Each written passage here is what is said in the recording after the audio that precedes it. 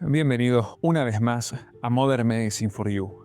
Mi nombre es Francisco Salvador y me encuentro en este momento viendo la luna, paseando en la noche, al igual que lo hacía una persona llamada Kary Mullis en 1983.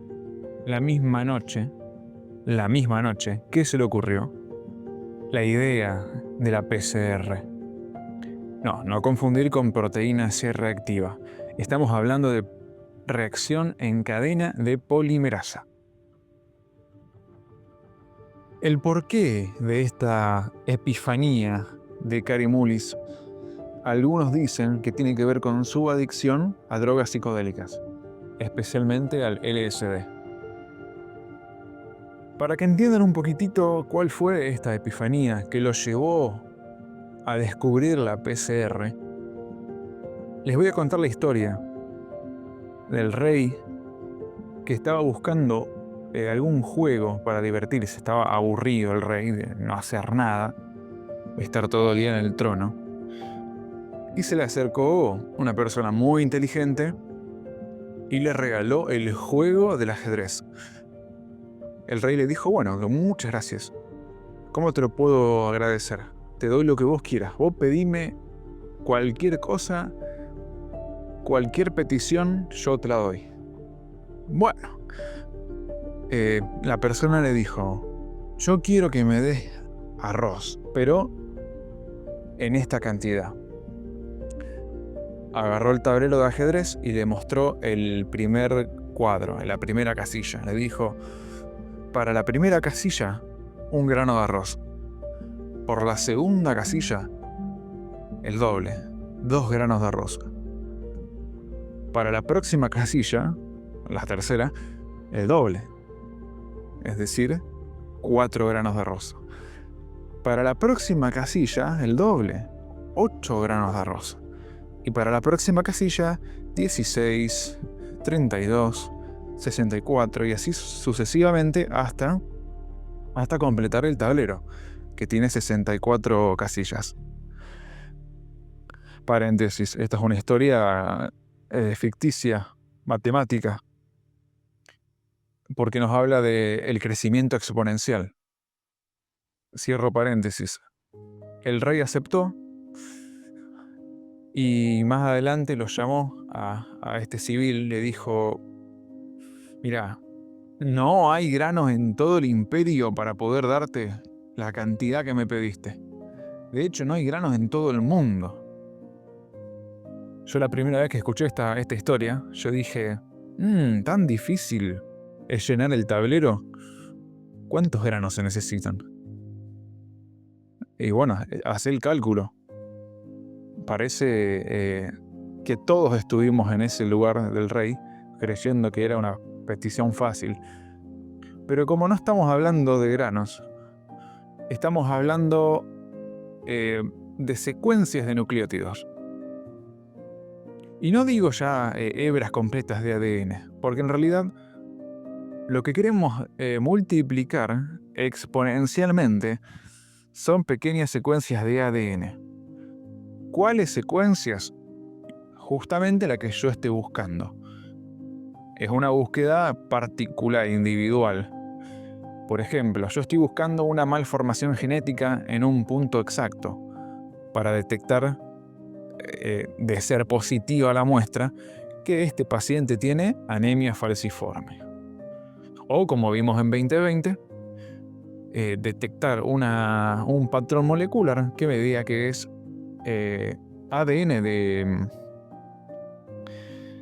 de SARS-CoV-2, del COVID-19.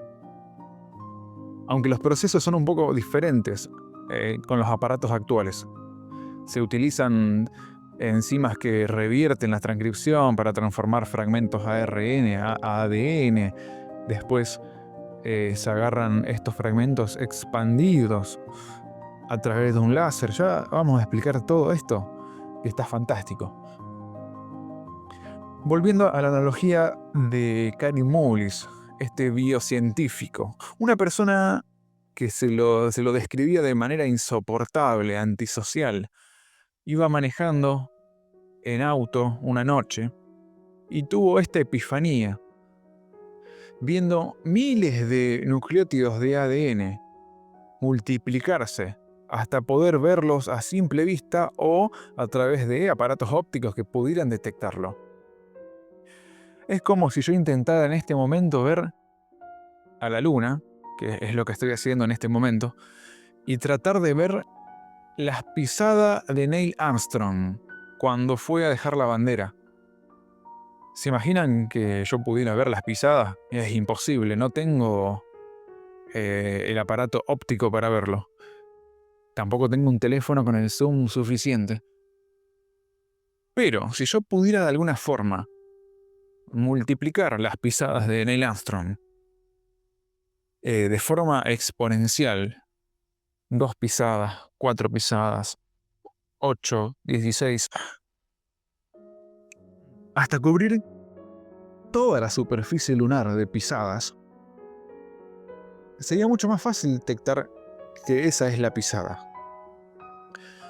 Así que suponiendo que la pisada de Neil Armstrong, imagínense que tuviese témpera violeta en los pies. Y si la luna se tiñe de violeta, claramente yo puedo confirmar que allí pisó Neil Armstrong y no otra persona. Este ejemplo se me acaba de ocurrir en este momento. Algo similar ocurre cuando multiplicamos de forma exponencial una secuencia de ADN. Podemos amplificarlo, verlo en un aparato y decir, ahí está la secuencia que estuvimos buscando. Pero no es tan fácil haber llegado ahí. En un principio, los procesos eran muy tediosos. Mucho antes de poder sintetizar todos los procesos en una máquina, para que se den una idea, había que elevar la temperatura de una muestra con estas hebras de ADN que queríamos multiplicar. Teníamos que introducir las enzimas polimerasas, que si bien a esta altura muchos sabemos que es quien se encarga de duplicar el ADN. ¿Se acuerdan de los primeros años? La polimerasa, una que va en un sentido, 5', 3', mientras que otro va en sentido opuesto de la horquilla, generando fragmentos de Okazaki. Algo similar ocurría en estas muestras, pero estas polimerasas no duraban, se desnaturalizaban, debido que para que se rompan los puentes de hidrógeno que unen a las hebras, había que subir la temperatura bastante. Estábamos hablando de entre 70 a 80 grados o más. Y cuando se repetía el ciclo, es decir, si lo ponemos de forma gráfica, paso número 1, elevar la temperatura para romper los puentes de hidrógeno. Paso número 2, agregar primers o cebadores, que si bien recordamos eran quienes iniciaban la duplicación. Después de los primers se adhieren las polimerasas y comienzan el proceso de duplicación. A este punto con temperaturas un poquitito más bajas. Para el próximo ciclo, que se tiene que volver a elevar la temperatura para volver a separar los puentes de hidrógeno, esta elevación de la temperatura provocaba que se desnaturalicen las polimerasas y había que volver a introducir polimerasas nuevas, lo cual no era algo sencillo obtenerlas. No es que yo puedo fotocopiar polimerasas porque sí. Es un proceso largo de cultivo de bacterias, en especial Escherichia coli, pasarlas por un método de centrifugación para dividir todos los materiales de la muestra, después hacer una cromatografía para detectar en qué punto exacto de toda esta masa están las polimerasas, y así sucesivamente, después una decantación, es decir, es un hiperfiltrado de todas las estructuras de una célula de Escherichia coli de un cultivo para obtener después de muchas semanas las polimerasas. Proceso largo, tedioso, y si bien podría funcionar para detectar alguna muestra, no era un proceso rentable. Ningún hospital compraría un proceso tan largo, costoso y sobre todo que se extiende en el tiempo, que es lo que uno no quiere cuando un paciente está en malas condiciones. Hoy en día, como bien vimos en este suceso que no se puede nombrar allá por el 2020, y digo, no se lo puede nombrar por la cantidad de nostalgia o sentimientos raros que hay alrededor de ese año. Pero como vimos acá en Argentina, la palabra PCR fue conocida por todos debido a que el Instituto Malbrán pudo detectar todos los casos, al menos al principio de la pandemia. Lo dije igual. Entonces, ahora sí, el proceso es mucho más rápido. Y si queremos agregar como una guinda del pastel, el creador de la PCR, Kary Mullis, falleció un año antes del 2020, es decir, el 2019, justo cuando su invento estuvo a su máxima expresión. Pero no nos vayamos por las ramas. Estábamos explicando lo largo que es el proceso. Pero para la suerte de Kary Mullis y para la suerte de la empresa que él trabajaba, que se llamaba Cetus, unos 14 años antes, otro biocientífico, otro investigador, estaba paseando, al igual que yo en este momento, por el parque Yellowstone. Y estaba viendo aguas termales y dijo, quizás haya microorganismos en este lugar. Quizás haya bacterias en este lugar. Y entonces hizo muestras, cultivos de estas aguas termales y descubrió que sí, efectivamente había bacterias. Las dejó en un museo de donde se guardan estas muestras. Por lo tanto, 14 años después, Kary Mullis dijo, de haber una bacteria en aguas termales, por lo tanto sus polimerasas también deben soportar dicha temperatura. Y estamos hablando de temperaturas bastante altas, aguas que burbujean del calor. Estaba en lo cierto. Ahí fue cuando descubrió la Taq polimerasa. Taq viene de una sigla de Thermus aquaticus, que es el nombre de la bacteria. Entonces, agregando la Taq polimerasa, el proceso era mucho más rápido, porque luego de cada ciclo que se elevaba la temperatura, las polimerasas no se desnaturalizaban. No había que volver a introducir nuevas polimerasas, y el proceso se reiniciaba de forma mucho más rápida. Dijimos que era un proceso exponencial, similar al cuento del tablero de ajedrez y los granos de arroz, solo que el tablero tiene 64 casillas y en este caso había que repetir el proceso de duplicación exponencial entre 28 a 40 veces para obtener una muestra visible. Y cuando hablo de visible, me refiero a visible con ciertos aparatos. Por ejemplo, a esta muestra genética se le dotaba de partículas fosforescentes para luego atacar la muestra con un rayo láser que hacía que las partículas fosforescentes brillen. Y de esta forma sí se podía ver si estaba presente, si estaba multiplicándose la muestra exacta, es decir, si se estaba multiplicando esa región del ADN exacto, esa combinación de purinas y pirimidinas concretas que estábamos buscando. Si había brillo, eureka, la muestra era positiva. Es genial porque se puede usar para detectar no solo COVID-19, sino también enfermedades genéticas. También se pueden hacer pruebas de ADN paternales, se pueden hacer incluso detección forense de ADN cuando antes no se contaba en la justicia con estas herramientas.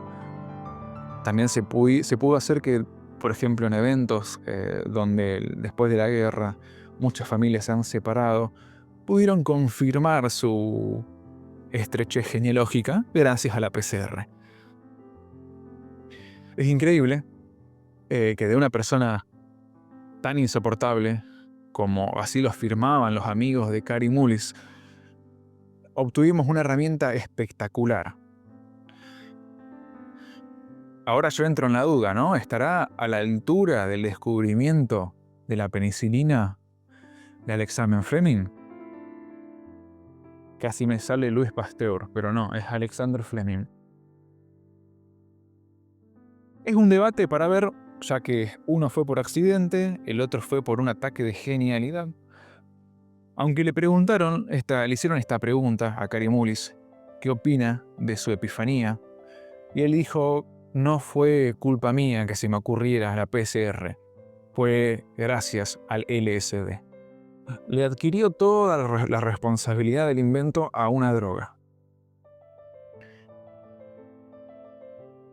Incluso al principio, cuando todos los medios de Estados Unidos querían entrevistarlo para que él exponga su descubrimiento, se mostraba como reacio, incluso renunció a Cetus, como diciendo, no me interesa que me reconozcan por esto. Pero después la empresa sí recibió menciones por el descubrimiento y dijeron que era gracias a la empresa. Por lo cual el mismísimo Kary Mullis se enojó porque no hayan reconocido su descubrimiento. Era un poco contradictorio. Al principio no quería la fama, después sí la quería. En todas las bibliografías se lo describe como un tipo raro, que quería llamar la atención en las exposiciones y los congresos. Hacía frases y discursos muy raros. Utilizaba palabras fuera de tono. Se tomaba los congresos como si fuera una especie de stand-up o de monólogo. Por eso generó como una conmoción dentro de la comunidad científica. Después los invito a ver un poco su historia. Pueden verla personalmente, investíguenla. Y para ir finalizando, esta historia que les cuento es para que cada vez que uno ponga en un papelito pedirle a un paciente una PCR, recuerde también cómo comenzó todo esto, allá por 1983. Cómo se fue desarrollando un proceso muy largo, mucho más largo de lo que hoy les cuento, porque si no, estaríamos mucho tiempo. Cada vez que pidamos una PCR, recordemos que todo el proceso que la empresa Cetus, en especial Kary Mullis, estuvieron trabajando por meses, hoy en día está resumido en una máquina que es mucho más fácil, los ciclos de repetición son más cortos. Se transformó en una máquina muy rentable para los hospitales. Eso sí, su utilización es bastante costosa, ya que pedir una PCR no es de rutina. Eso lo sabemos muy bien. Nunca se pide en primer lugar una PCR. Hoy en día el proceso incluso agarra la muestra, esa muestra que fue exponencialmente acrecentada, duplicada, se la quema, se la calienta. Estas cenizas, que también fueron irradiadas con unas moléculas fosforescentes, pasan por un láser que detectan esta sección que fue expandida. Es un proceso más rápido, complejo, y la pantallita nos arroja la muestra positiva. Por ejemplo, positivo para tal o cual enfermedad. Es fantástico. Bueno, esto es todo. Quería invitarlos a reflexionar un rato conmigo. Y también, ya que estamos llegando al final, quiero contarles que estoy repasando muchos temas de medicina, profundizando un poco en ellos. Debido a que recientemente yo me terminé la última materia. Si me preguntan cuál dejé para el final, dejé la materia pediatría. Si quieren puedo hacer un podcast aparte para contar la experiencia completa. es una buena idea. Así que fue un examen oral, seguido de un examen práctico, y bueno, después todo el festejo que conlleva. Así que bueno, estoy en una etapa, estoy feliz a la vez, estoy con un pie en el futuro, pero no me quiero fragmentar. Y si puedo darles un consejo, es que si bien es genial festejar el pasado, y también es genial planificar el futuro, ya que se premia mucho el hecho de predecir escenarios. Se premia mucho el hecho de mantener una mentalidad fuerte ante todas las pulsiones del cuerpo humano, el hambre, el sedentarismo, e incluso la parte sexual. Todo esto, el hecho de poder controlarnos, está muy bien visto, pero el borde que nos excede en esta sobredosis de pensamiento puede alejarnos del presente. Y ese es un coste muy caro. Por lo tanto, ahora la responsabilidad es doble. Si parecía mucho controlarnos, ahora yo les digo, ojo con controlarse de más. Ojo con excederse, no vivir el día actual, el ahora, que es lo que estoy buscando yo en esta caminata. En esta caminata, en la cual yo me propuse no traer el teléfono, y me hice una trampita. Dije, bueno, vamos a grabar el próximo podcast. Conclusión. Mantenernos con una mentalidad muy fuerte, ese hiperfoco previo a un examen. El desafío no solo es aprobar el examen, también el desafío es tranquilizar ese hiperfoco, esa máquina de aprender, para poder disfrutar el ahora. De hecho, ese es mi nuevo desafío en estos días que me escapé a un lugar descampado. Así que voy a aprovechar para subir más contenido. Espero que les haya gustado este cierre filosófico, si se quiere, pero es muy importante. Muy importante. Sin más, le mando un abrazo a toda la gente, a mi familia por haberme apoyado, a mis amigos por estar ahí, a los que estuvieron desde primer año y a los que estuvieron también en este último día tirándome huevos, tirándome harina. Estoy muy agradecido con ellos y todo el esfuerzo también va a ser porque mi felicidad se proyecte en ellos y se impregne en ellos. Es increíble como a veces los logros, los demás los festejan y los celebran mucho antes de que uno caiga en la cuenta. En especial el de mi madre, el de mi mamá, que yo vi en el video de cuando termino de aprobar la última materia. Se la ve muy feliz. Hay un momento en el que la cámara la enfoca a ella por accidente. Yo le puse pausa a esa parte y dije, mirá, Francisco, lo que hicimos. Mirá lo que logramos. O sea, mientras yo estoy cayendo en la idea de que se terminó este ciclo, el círculo lo festeja, se pone feliz, es como una bomba de alegría. Y eso, mi querido hermano o hermana, es un logro. Y me lo estoy recordando de nuevo, diciéndolo en este momento.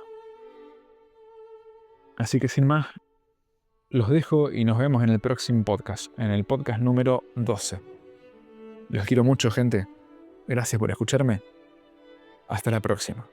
Chao.